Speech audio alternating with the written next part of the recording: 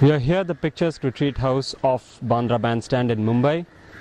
Today is the third and final day in a series of discussions to mark the 10th anniversary of the formation of a group known as the Network of Women in Media India.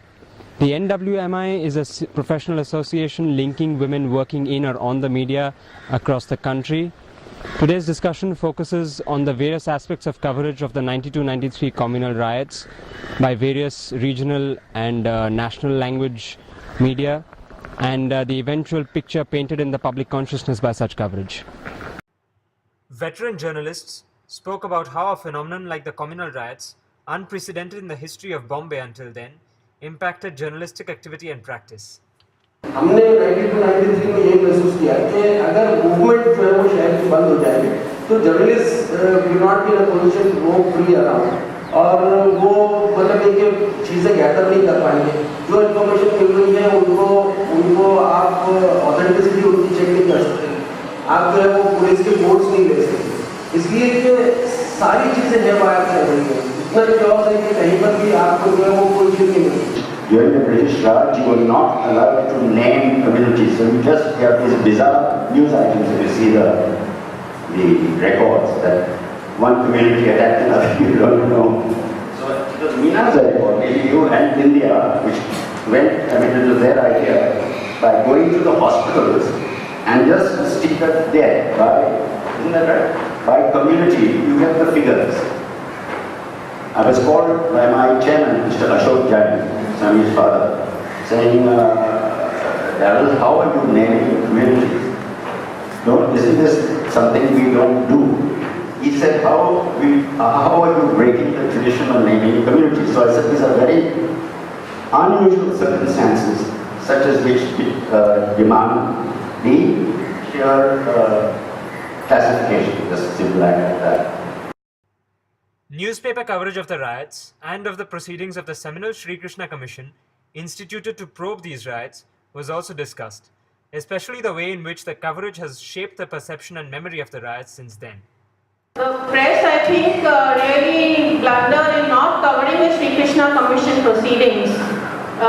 The commission was set up soon after the riots, and I think for about 8 months the proceedings were covered regularly.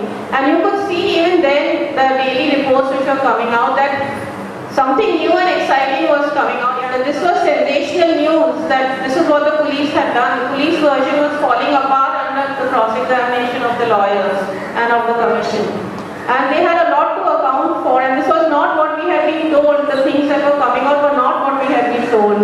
The Shiv Sena was involved right from December 6, 1992. All that we didn't know, and this was being unearthed by the commission.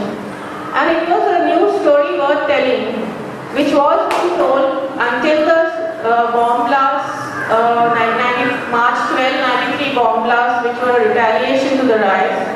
When their trial began, the press completely dropped the Sri Krishna Commission hearings. It was not, I don't think it was for any bias or anything. It was a news decision that readers would not want to read 2 legal proceedings on the same day in the same city. So on both sides there is a complete whitewash of their own crimes. And I think for that the press is really responsible. The English press, the Marathi press and the Urdu press.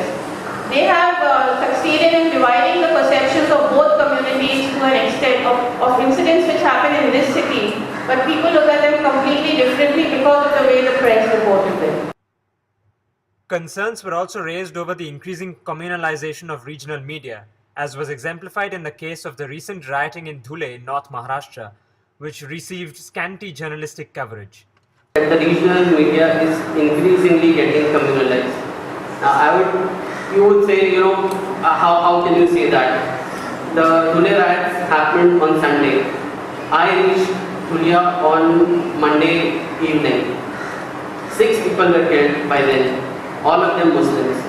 I went to a victim's family. And they said, you are the first journalist who has actually come and visited us.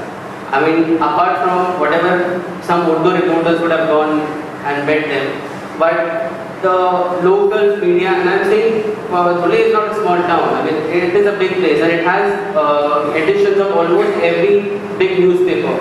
But none of the local reporters actually went and met any of the victims. I mean, all that was being said was the police were brutally attacked, there was an acid attack on them, you know. So this, and when we kind of checked out, even Express wrote this story as to how the police were attacked and the acid was poured on a lady officer. I met the officer the next day, she was hale and hearty. I said, you know, would you like to say something? She said, no, my boss will kind of speak on this. So this growing communalization of the regional media, I guess something needs to be done to, you know, stop this particular trend. With camera person Munmun Dhalaria, this is Bishal Haldar reporting for MCBC News. Thank you.